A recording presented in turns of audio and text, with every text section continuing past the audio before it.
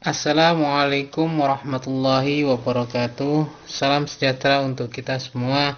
Semoga Tuhan Yang Maha Esa selalu melindungi kita dan memberkahi kesehatan kepada kita semua, serta semangat untuk terus belajar.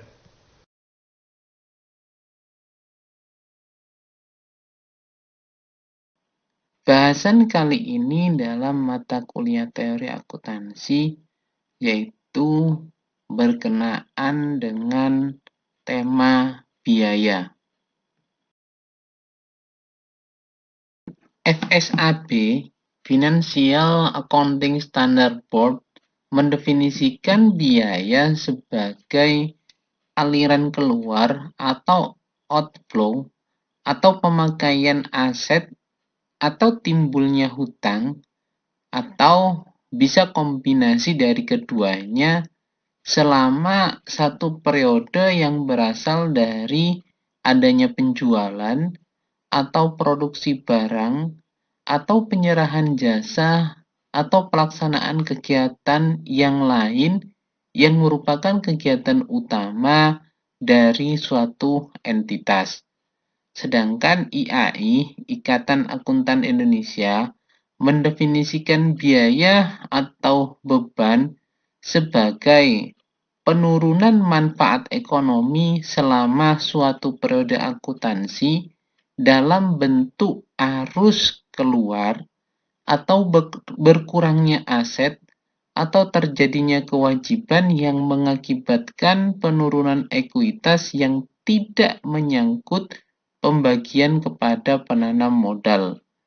Dari pengertian tersebut, maka kita dapat melihat bahwa sebenarnya biaya pada akhirnya merupakan aliran keluar aset, meskipun kadang-kadang harus melalui adanya hutang terlebih dahulu. Itu pengertian dari biaya menurut FASB dan IAI ketika kita membuat suatu kesimpulan terkait dari dua definisi tersebut. Pengertian biaya lainnya didefinisikan oleh Vernon Kam tahun 1986, di mana biaya ini dimaknai sebagai penurunan nilai aset atau kenaikan hutang atau kenaikan ekuitas dari pemegang saham sebagai akibat penggunaan barang dan jasa oleh suatu unit usaha untuk menghasilkan pendapatan pada periode berjalan. Accounting Principles Board menjelaskan bahwa biaya timbul hanya dalam kaitannya dengan kegiatan penciptaan laba yang mengakibatkan adanya perubahan ekuitas. Sedangkan di lain pihak, timbulnya kewajiban untuk pembelian aset merupakan biaya karena ekuitas tidak dapat berubah pada saat terjadinya pembelian aset tersebut. Itu makna dari biaya. Ada dua karakteristik utama terkait dengan karakteristik biaya, yaitu yang pertama adalah penurunan aset dan yang kedua adalah operasi utama yang terus-menerus. Berkaitan dengan penurunan aset, untuk dapat mengatakan bahwa biaya itu timbul, harus terjadi transaksi atau kejadian yang menurunkan aset atau menimbulkan terjadinya aliran keluar aset atau sumber ekonomi. Aset dalam hal ini harus dimaknai sebagai semua aset perusahaan sebagai suatu kesatuan. Sedangkan karakteristik utama yang kedua yang berkenaan dengan operasi utama yang terus-menerus, yaitu agar menjadi biaya konsumsi tersebut harus berkaitan dengan kegiatan utama atau sentral kesatuan usaha. Yang dimaksud dengan kegiatan utama adalah kegiatan penciptaan pendapatan laba yang direpresentasikan dalam kegiatan memproduksi atau mengirim barang atau menyerahkan atau melaksanakan jasa.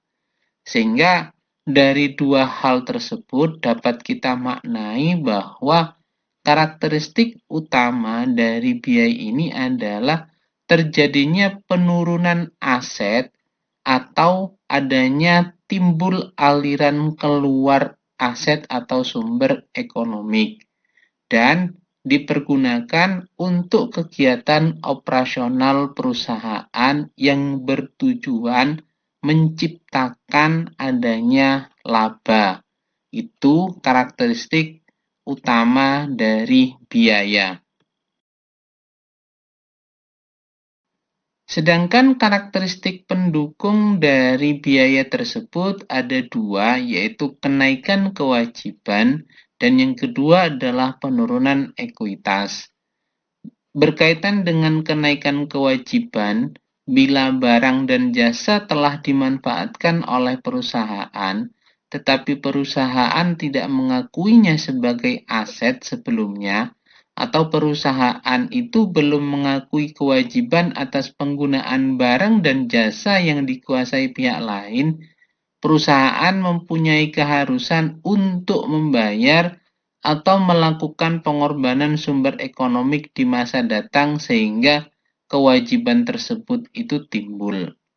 Sedangkan berkaitan dengan penurunan ekuitas, definisi APB dan IAI secara eksplisit menyebutkan bahwa penurunan aset akhirnya akan mengubah ekuitas atau menurunkan ekuitas.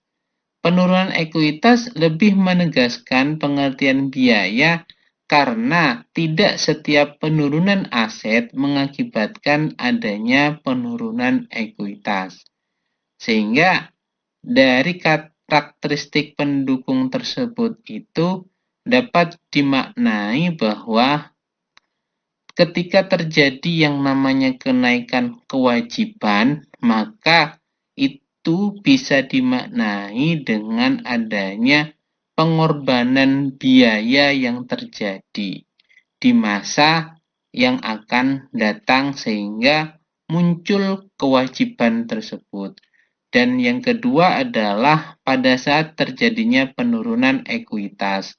Kenapa? Karena pada saat ekuitas itu turun, maka disebabkan oleh adanya biaya yang terjadi sehingga mengurangi laba yang dihasilkan oleh perusahaan. Nah, pada saat laba tersebut berkurang, tentunya berdampak pada penurunan ekuitas bagi perusahaan tersebut. Biaya dapat diukur dengan tiga hal, yaitu yang pertama adalah kos historis, yang kedua itu adalah kos pengganti atau kos masukan terkini. Ini berkaitan dengan replacement cost atau current input cost-nya. Dan yang ketiga adalah berkaitan dengan setara kas atau cash equivalent. Sedangkan biaya itu diakui bisa sebagai aset dan juga bisa sebagai beban pendapatan atau biaya. Bila berkaitan dengan aset, dia merupakan harga perolehan bagi aset tersebut. Sedangkan bila diakui sebagai beban pendapatan atau biaya, tentunya akan berdampak pada perhitungan laba rugi bagi perusahaan. Berkaitan dengan pengakuan biaya dalam proses pembebanan kos, pada dasarnya merupakan proses pemisahan kos. Oleh karena itu, agar informasi yang dihasilkan akurat, bagian kos yang telah diakui sebagai biaya pada periode berjalan dan bagian kos yang akan dilaporkan sebagai aset atau diakui sebagai biaya pada periode mendatang harus dapat ditentukan dengan jelas. Sehingga pembebanan kos itu dapat dilakukan pemisahan mana yang diakui pada periode berjalan dan mana yang diakui pada periode mendatang atau diakui sebagai aset bagi perusahaan. Namun, dari pengakuan biaya tersebut untuk pemisahan kos akan memunculkan dua masalah yang berhubungan dengan pemisahan kos tersebut, yaitu yang pertama adalah kriteria yang digunakan untuk menentukan kos tertentu yang harus dibebankan pada pendapatan periode berjalan, dan yang kedua adalah kriteria yang digunakan untuk menentukan bahwa kos tersebut ditangguhkan pembebanannya. Sehingga dari dua masalah tersebut itu, kita akan mengetahui mana kos yang dapat dibebankan pada periode berjalan pada periode tersebut dan mana kos yang dapat ditangguhkan terlebih dahulu pembebanannya. Karena dalam pengakuan kos ini juga harus memenuhi terhadap yang namanya prinsip matching cost, di mana kos ini berhubungan dengan pendapatan. Di mana ada pendapatan, di sana pasti ada biaya. Di mana ada biaya, di situ pasti memunculkan terjadinya yang namanya pendapatan. Berkenaan dengan kos yang dapat ditangguhkan pembebanannya, maka pada prinsipnya semua kos dapat ditangguhkan pembebanannya sebagai biaya apabila kos tersebut itu memenuhi kriteria. Yang pertama, memenuhi definisi dari aset, yaitu memiliki manfaat ekonomi masa mendatang, dikendalikan oleh perusahaan, berasal dari transaksi masa lalu. Yang berikutnya, yang kedua adalah ada kemungkinan yang cukup bahwa manfaat ekonomi masa mendatang yang melekat pada aset dapat dinikmati oleh entitas yang menguasainya. Dan karakteristik yang terakhir, yang ketiga, yaitu besarnya manfaat dapat diukur dengan cukup andal.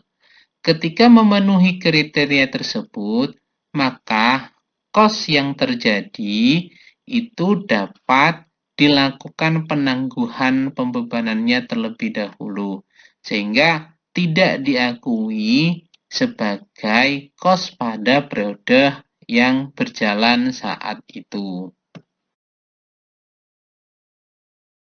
Berkaitan dengan biaya, ada sebuah konsep yang sangat penting untuk dipahami, yaitu konsep penandingan atau sering kita dengar matching cost, di mana konsep penandingan ini dimaknai sebagai konsep yang dimaksudkan untuk mencari dasar hubungan yang tepat dan rasional antara pendapatan dan biaya. Mengapa?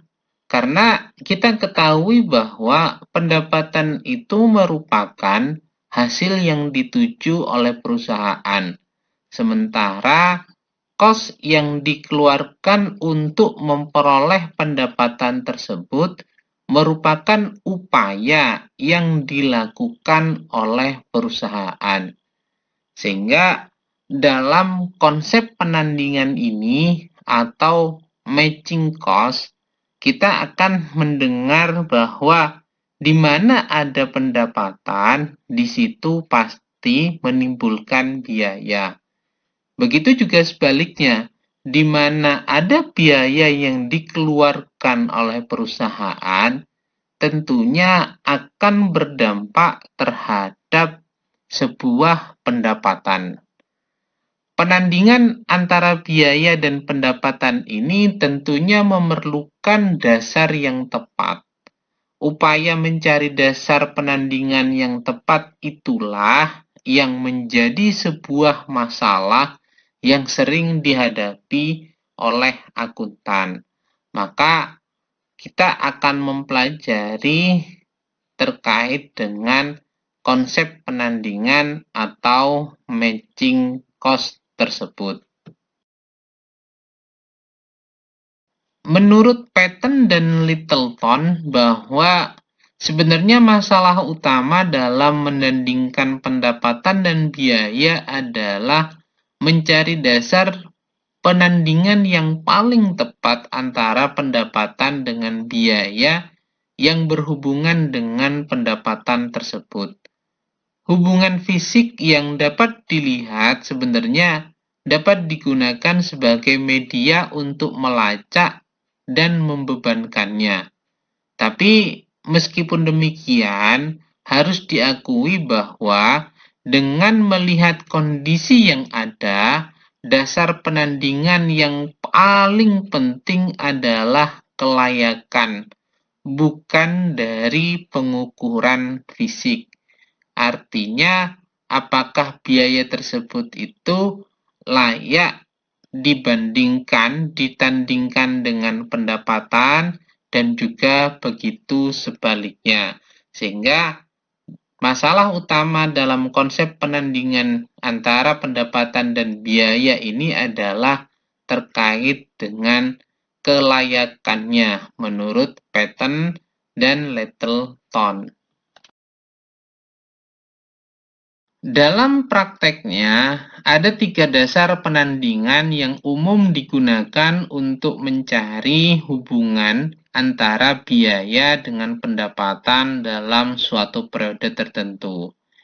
Vernon Camp pada tahun 1986 telah membuat dasar penandingan tersebut dengan membaginya menjadi 3 dasar penandingan yang umum dipergunakan. Yaitu yang pertama adalah hubungan sebab akibat. Dan yang kedua adalah alokasi sistematik dan rasional. Dan yang ketiga itu adalah pembebanan segera. Dalam hubungan sebab akibat, penandingan ini biasanya sering disebut dengan penandingan langsung atau direct or product matching, di mana cost harus dihubungkan dengan pendapatan yang direalisasi selama periode tertentu atas dasar korelasi positif yang dapat dilihat hubungannya antara cost tersebut dengan pendapatan yang diakui. Namun, dalam hubungan sebab akibat ini atau penandingan langsung, ada beberapa masalah teknis yang timbul apabila penandingan langsung atas dasar produk digunakan sebagai dasar hubungan sebab akibat. Masalah yang pertama yaitu berkenaan dengan identifikasi cost produk, di mana cost produk itu dapat dibagi menjadi 2. Yang pertama adalah cost produk yang melekat pada produk terjual dan nantinya akan dibebankan sebagai biaya. Biasanya ini berhubungan dengan harga pokok penjualan. Yang kedua, cost yang melekat pada produk yang belum terjual. Ini biasanya dilaporkan sebagai persediaan dan dicatat sebagai aset sampai produk tersebut terjual. Sehingga berkaitan dengan cost produk, tentunya ada cost yang melekat pada biaya untuk produk yang telah terjual dan ada cost yang melekat pada produk yang belum terjual. Sehingga dalam pemanaannya untuk produk yang telah terjual, maka cost tersebut dapat dibebankan sebagai biaya, yaitu sebagai harga pokok penjualan. Sedangkan untuk produk yang belum terjual, biasanya cost tersebut itu diakui sebagai harga perolehan untuk mencatat sebagai nilai dari persediaan. Berkaitan dengan proses identifikasi produk tersebut itu sebenarnya dilakukan untuk menentukan apakah cost produk itu merupakan cost produk langsung atau cost produk tidak langsung. Berhubungan dengan cost produk langsung atau direct product cost merupakan cost barang dan jasa yang digunakan untuk memproduksi produk tertentu dan yang secara langsung dapat diidentifikasi atau ditelusur ke produk yang dihasilkan. Segala bentuk cost yang berhubungan dengan produk tersebut yang bertujuan untuk melakukan proses produksi terhadap produk atau jasa yang dihasilkan, maka merupakan cost produk langsung. Sedangkan yang berkaitan dengan cost produk tidak langsung merupakan cost barang dan jasa yang digunakan dalam proses produksi yang tidak dapat diidentifikasi pada produk yang dihasilkan. Nah, biasanya berkaitan dengan identifikasi ini, kita dapat mempelajari pada akuntansi biaya, di mana yang berkaitan dengan proses produksi itu memunculkan 3 komponen biaya utama, yaitu yang pertama adalah biaya bahan baku, dan yang kedua itu adalah biaya tenaga kerja langsung, dan yang ketiga itu adalah biaya overhead pabrik. Berdasarkan definisi tersebut, maka biaya bahan baku dan biaya tenaga kerja langsung merupakan cost produk langsung karena dapat diidentifikasi atau ditelusur langsung ke produk yang dihasilkan. Sedangkan biaya overhead pabrik itu dapat dikategorikan sebagai cost produk tidak langsung. Kenapa? Karena biaya overhead pabrik terdiri dari beberapa komponen biaya yang tidak dapat diidentifikasi pada produk yang dihasilkan.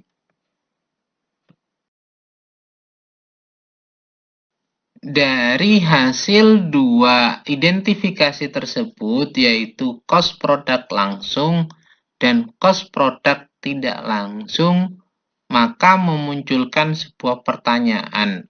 Di antara cost tersebut, mana yang dapat ditandingkan dengan pendapatan? Mengapa pertanyaan ini muncul? Karena perbedaan muncul karena adanya dua konsep yang berbeda dalam menentukan elemen cost product, yaitu konsep full costing dan konsep direct costing. Berkenaan dengan konsep full costing, cost yang dianggap sebagai biaya adalah semua cost produk baik langsung maupun tidak langsung yang berkaitan dengan produk yang terjual. Sementara menurut konsep direct costing, hanya cost produk variabel yang dianggap sebagai biaya atas produk terjual. Dengan demikian, maka cost produksi non-variabel akan dibebankan sebagai biaya periode. Dalam arti begini, kalau berkaitan dengan konsep full costing, maka semua komponen biaya, baik cost produk langsung atau cost produk tidak langsung, itu akan dibebankan kepada pendapatan atau ditandingkan dengan pendapatan dengan nama harga pokok penjualan. Sedangkan menurut konsep direct costing, yang berhubungan dengan harga pokok penjualan itu hanya pada kos produk langsung saja. Sedangkan untuk kos produk tidak langsung itu akan dibebankan kepada biaya yang berjalan pada periode tersebut. Biasanya dimasukkan dalam biaya administrasi dan umum.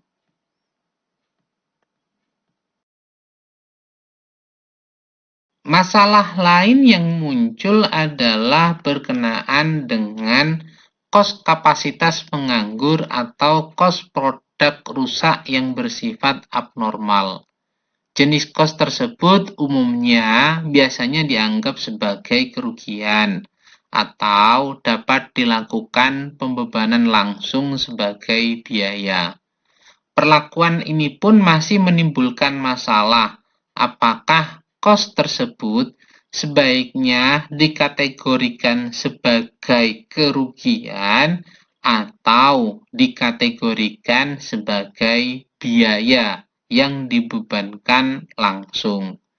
Tentunya penentuan kos dan produk rusak sebagai kerugian atau biaya sangat bergantung pada sifat dari kerusakan tersebut.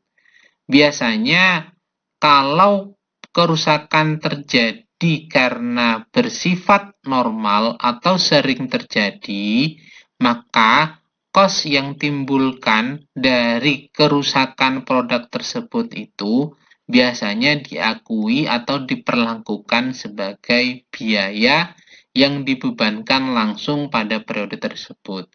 Sedangkan apabila kerusakannya terjadi karena hal yang tidak biasa atau sifatnya tidak rutin, biasanya kos produk rusak tersebut itu diperlakukan atau dibebankan sebagai sebuah kerugian.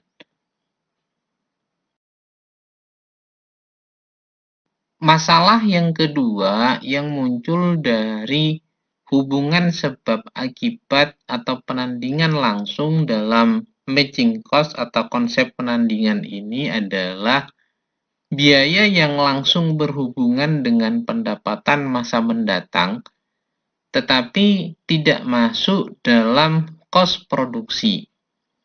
Kos yang dapat dihubungkan dengan pendapatan masa mendatang tidak dapat dibebankan secara langsung dengan produk tertentu.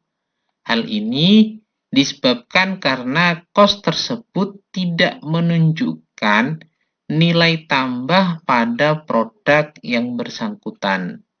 Contoh, biaya penjualan dan biaya administrasi. Biaya penjualan dan biaya administrasi ini tidak harus ditandingkan dengan pendapatan di masa mendatang jika tidak ada jaminan yang rasional untuk menghubungkan biaya tersebut dengan pendapatan di masa yang akan datang. Meskipun jenis biaya tersebut itu tidak secara langsung menghasilkan pendapatan, karena secara teknis sulit mencari hubungan sebab akibatnya, namun biaya tersebut itu harus tetap dibebankan sebagai biaya. Karena kita ketahui bahwa berkaitan dengan biaya penjualan dan biaya administrasi ini merupakan biaya yang berhubungan dengan pendapatan di masa mendatang. Namun, sangat sulit untuk ditandingkan dengan ini masuk kepada pendapatan yang mana. Apakah pendapatan periode saat ini atau pendapatan periode yang akan datang. Sehingga baiknya dalam kaitannya dengan biaya penjualan dan biaya administrasi ini langsung dimasukkan dalam penandingan langsung menggunakan hubungan sebab akibat sehingga dapat dibebankan sebagai biaya pada periode tersebut atau periode berjalan. Masalah berikutnya yang berkaitan dengan biaya yang langsung berhubungan dengan pendapatan masa mendatang tetapi tidak masuk dalam kos produksi, yaitu contohnya adalah kos pendirian perusahaan. Ini tidak dapat dihubungkan dengan produk karena biasanya tidak ada produk yang dihasilkan pada kos tersebut dikeluarkan. Meskipun demikian, kos pendirian perusahaan, itu dapat dihubungkan dengan pendapatan masa yang akan datang dan biasanya dikapitalisasi. Jadinya kos tersebut itu sering diperlakukan sebagai aset tidak berwujud. Sebenarnya tidak diperbolehkannya pendapatan atau tidak adanya kemungkinan rugi pada periode berjalan bukan merupakan alasan untuk menunda pembebanan biaya. Alasannya adalah apabila suatu kos dan jasa tidak memberikan manfaat pada periode sekarang dan juga bukan merupakan suatu bentuk kerugian, maka kos tersebut tentu akan memberi manfaat pada masa yang akan mendatang. Ingat, sebenarnya kos yang tidak memberikan manfaat pada periode sekarang, tapi bukan merupakan sebuah bentuk kerugian, tentunya kos tersebut itu akan memberikan manfaat pada masa yang akan datang. Oleh karena itu, kos tersebut harus dialokasikan pada periode mendatang agar dapat dilakukan penandingan antara biaya dengan pendapatannya. Namun, ada beberapa biaya yang notabene-nya itu tidak dapat diperhitungkan untuk dapat dibandingkan antara biaya dengan pendapatan. Sehingga lebih baik untuk dibebankan pada periode saat itu saja, yaitu pada saat periode berjalan, sehingga menggunakan prinsip penandingan secara langsung. Selain itu, kita juga dapat melihat bahwa apabila tidak ada hubungan khusus antara pendapatan dan biaya, maka proses penandingan itu tidak dapat dilakukan. Konsekuensinya, tindakan penangguhan terhadap pembebanan kos tersebut itu pada akhirnya akan menyebabkan pemerataan laba dan tidak dapat menambahkan manfaat informasi yang dihasilkan. Contoh misalnya kos penelitian dan pengembangan.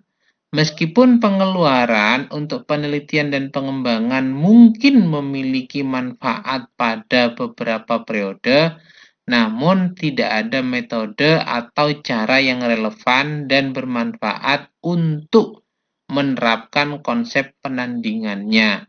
Sehingga kalau misalnya kos penelitian dan pengembangan ini dibuat dalam kos yang ditangguhkan, terus pembebanannya dibuat rata terhadap beberapa periode, maka akan menyebabkan disinformasi.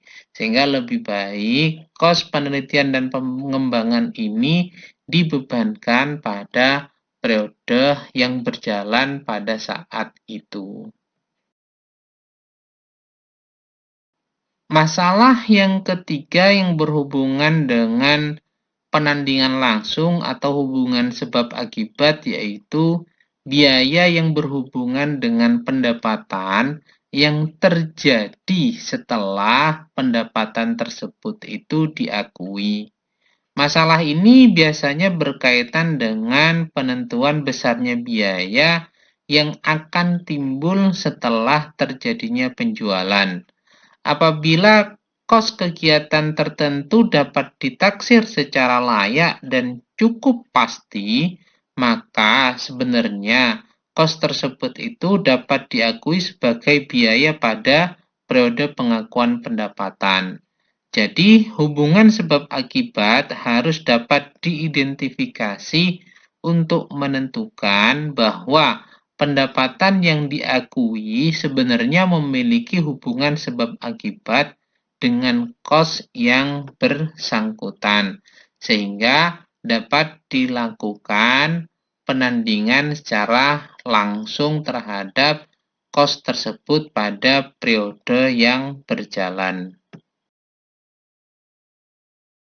Contoh misalnya adalah jika perusahaan memberikan suatu garansi terhadap penjualan yang terjadi, misal garansi diberikan selama penjualan pada periode tertentu, maka biaya atas jaminan tersebut mungkin saja terjadi pada periode yang akan datang.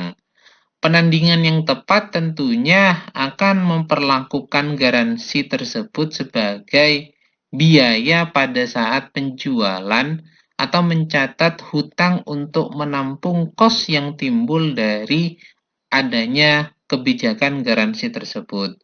Apabila kos garansi yang benar-benar terjadi melebihi besarnya kos yang ditaksir sebelumnya, maka kelebihan tersebut lebih tepat untuk diakui sebagai suatu kerugian daripada biaya operasional. Kriteria yang digunakan adalah sekali lagi masalah kelayakan atau kemungkinan terjadinya kos tersebut.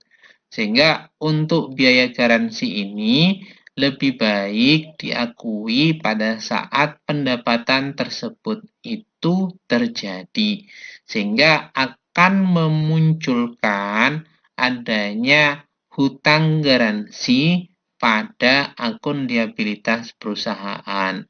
Namun, bila mana dalam pelaksanaannya, dalam operasionalnya bahwa garansi tersebut itu melebihi dari kos yang telah dialokasikan dalam hutang garansi, maka kelebihan tersebut itu dapat diakui sebagai bentuk kerugian dari operasional perusahaan. Konsep penandingan atau matching cost yang kedua yaitu berkaitan dengan alokasi sistematis dan rasional. Alokasi sistematis dan rasional ini sering disebut dengan dasar penandingan periodik atau penandingan tidak langsung. Alokasi sistemik dan rasional dapat digunakan sebagai dasar penandingan apabila dasar penandingan hubungan sebab akibat itu tak dapat dilakukan. Artinya, alokasi sistematik dan rasional ini ketika dasar penandingan hubungan sebab akibat tidak dapat dilakukan, baru dilakukan dengan cara alokasi sistematik dan rasional. Atas dasar konsep penandingan ini, ukuran penandingan yang digunakan bukan produk atau unit fisik, tetapi adalah periode.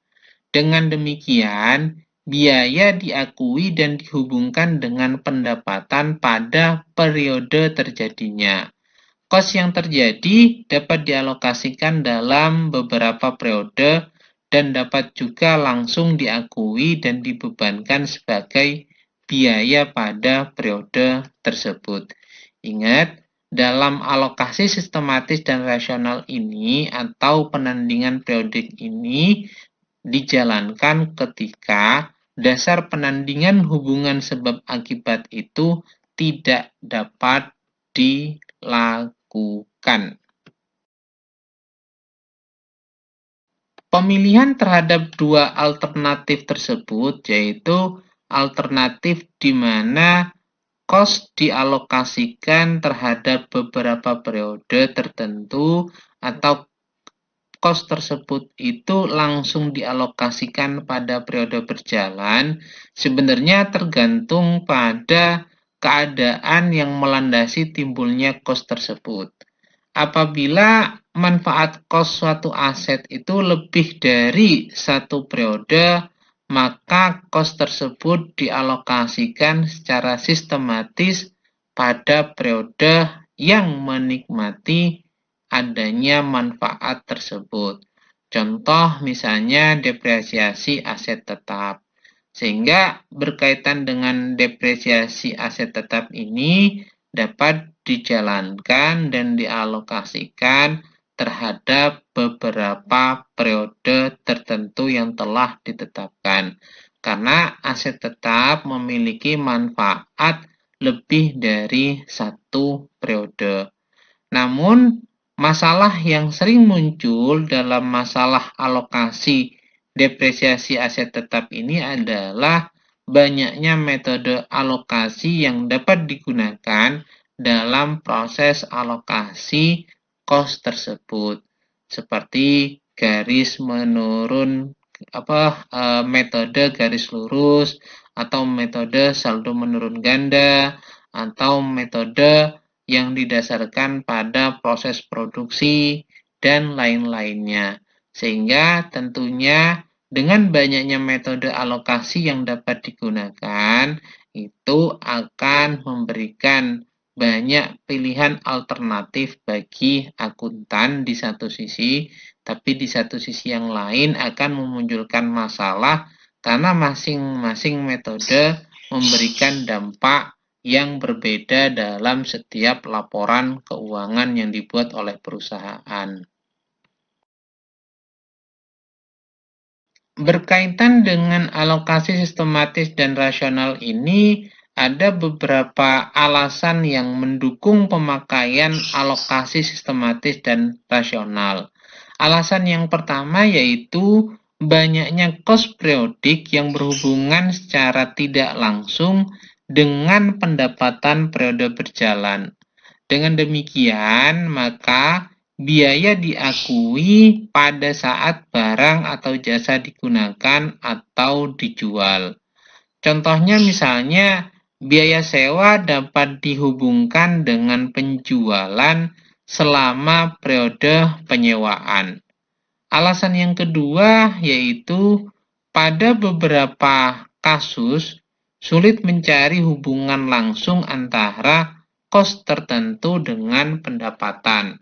Apabila kos dikeluarkan untuk kegiatan operasional perusahaan, maka kos tersebut itu harus diakui sebagai biaya pada periode terjadinya. Contoh misalnya pengeluaran untuk pengobatan karyawan. Karena yang berkaitan dengan pengobatan karyawan ini tentunya untuk kegiatan operasional perusahaan yang terjadi pada periode tersebut. Namun, sulit untuk dihubungkan secara langsung dengan adanya pendapatan pada periode tersebut, sehingga lebih baik untuk dialokasikan secara sistematis dan rasional, yaitu dengan pengeluaran secara langsung pada periode tersebut. Alasan berikutnya yang ketiga yaitu apabila manfaat masa mendatang tidak dapat diukur dengan cukup pasti atau kos yang dikeluarkan tidak memiliki hubungan dengan pendapatan di masa mendatang, maka tidak ada alasan untuk menunda terkait dengan pembebanan kos sebagai biaya pada periode terjadinya. Contoh misalnya biaya yang dikeluarkan untuk rekreasi karyawan. Tentunya tidak ada alasan untuk menunda terkait dengan pembebanan kos tersebut, karena rekreasi karyawan tersebut itu tidak memiliki korelasi dengan pendapatan di masa yang akan datang. Alasan berikutnya yang keempat yaitu apabila biaya bersifat rutin atau reguler dan terjadi berulang-ulang, maka pembebanan langsung secara material tidak akan berpengaruh terhadap laba rugi. meskipun penandingan yang tepat itu dapat dicapai. Contohnya yaitu biaya penelitian dan pengembangan.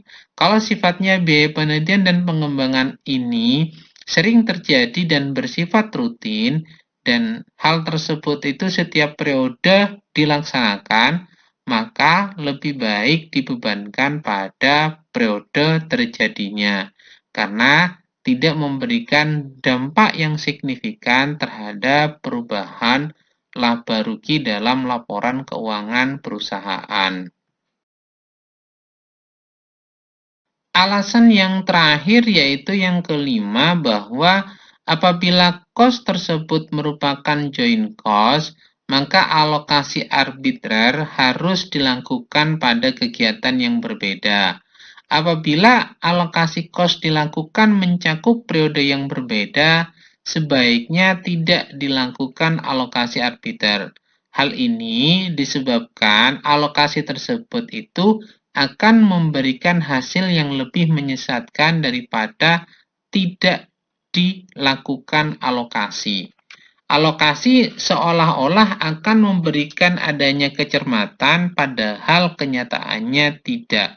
Contoh misalnya pajak bumi dan bangunan, itu sebenarnya tidak perlu dialokasikan pada masing-masing kegiatan perusahaan atas dasar alokasi yang lain kecuali atas dasar arbiter, sehingga berkaitan dengan pajak bumi dan bangunan tersebut lebih baik dibebankan pada periode berjalan, sehingga tidak perlu dialokasikan pada masing-masing kegiatan perusahaan, yaitu tidak perlu dibebankan misal kepada ini berhubungan dengan biaya pabrik atau biaya administrasi dan umum dan sebagainya, langsung dibebankan sebagai pajak bumi dan bangunan pada periode terjadinya beban tersebut.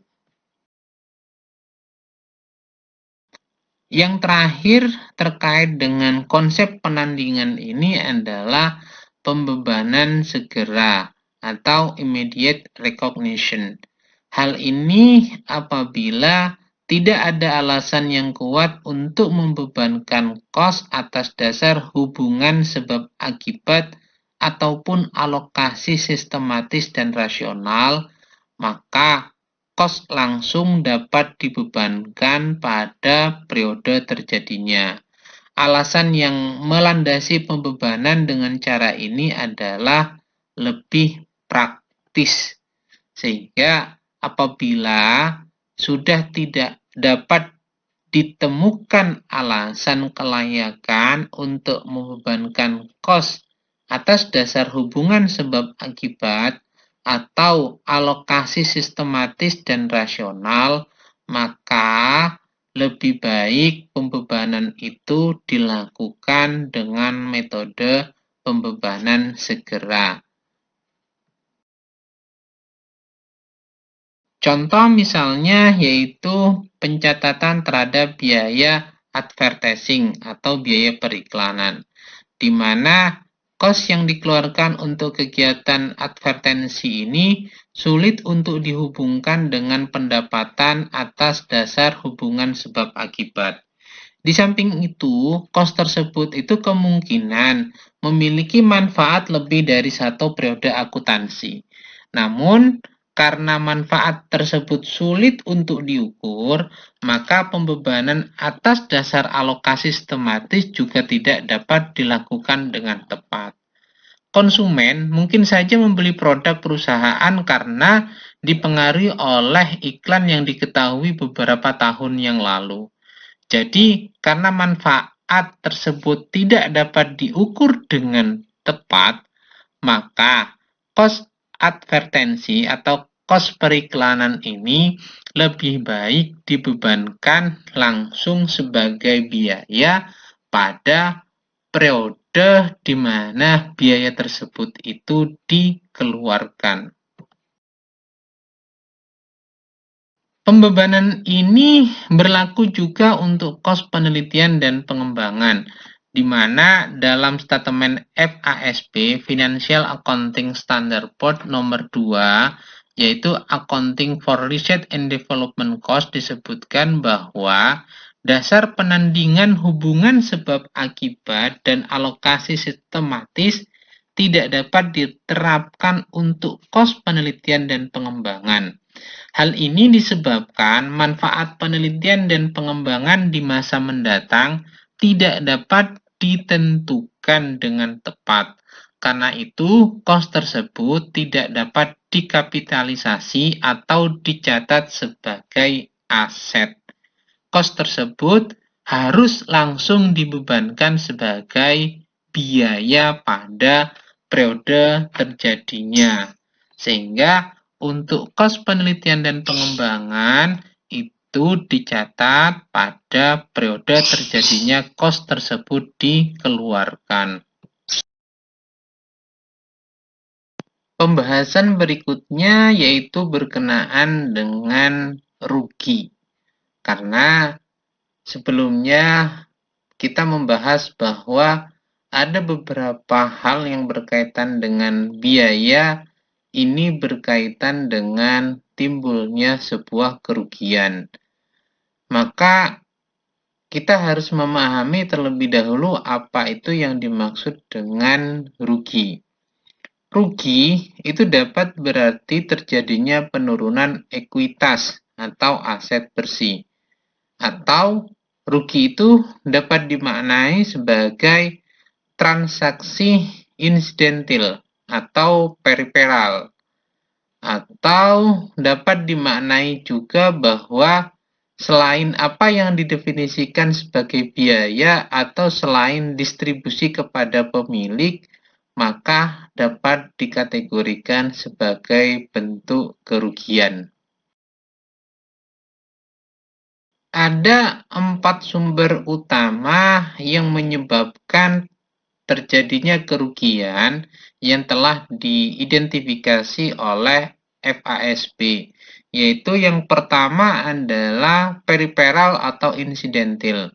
Contoh misalnya penjualan investasi dalam surat-surat berharga atau penjualan aset tetap atau pelunasan utang obligasi sebelum jatuh tempo itu dapat menyebabkan terjadinya kerugian.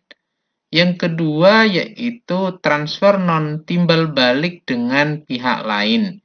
Misalnya pencurian atau pembayaran ganti rugi dari adanya kekalahan dalam tuntutan perkara hukum itu juga dapat berakibat terjadinya kerugian. Yang ketiga yaitu penahanan aset, misalnya penurunan harga sekuritas investasi, penurunan nilai tukar valuta asing, dan penurunan harga karena penahanan sediaan yang dimiliki. Tentunya juga akan berdampak terhadap adanya kerugian. Yang terakhir yaitu karena faktor lingkungan, misalnya ganti rugi asuransi musibah alam yang lebih rendah dari kos aset yang rusak, lenyapnya manfaat aset yang tidak diasuransikan akibat terjadinya kebakaran, sehingga dapat menyebabkan terjadinya kerugian. Itu 4 sumber yang dapat memunculkan atau menimbulkan kerugian menurut identifikasi dari Financial Accounting Standard Board yang telah dilakukan. Mungkin itu terlebih dahulu paparan mengenai teori akuntansi yang berkaitan dengan bahasan biaya. Mudah-mudahan dari penjelasan tersebut itu dapat dipahami dengan baik. Bila ada hal yang kurang berkenan, saya mohon maaf. Saya akhiri. Wabillahi taufik wal hidayah. Wassalamualaikum warahmatullahi wabarakatuh. Jangan lupa untuk selalu mentaati dan menjalankan protokol kesehatan dengan baik. Terima kasih.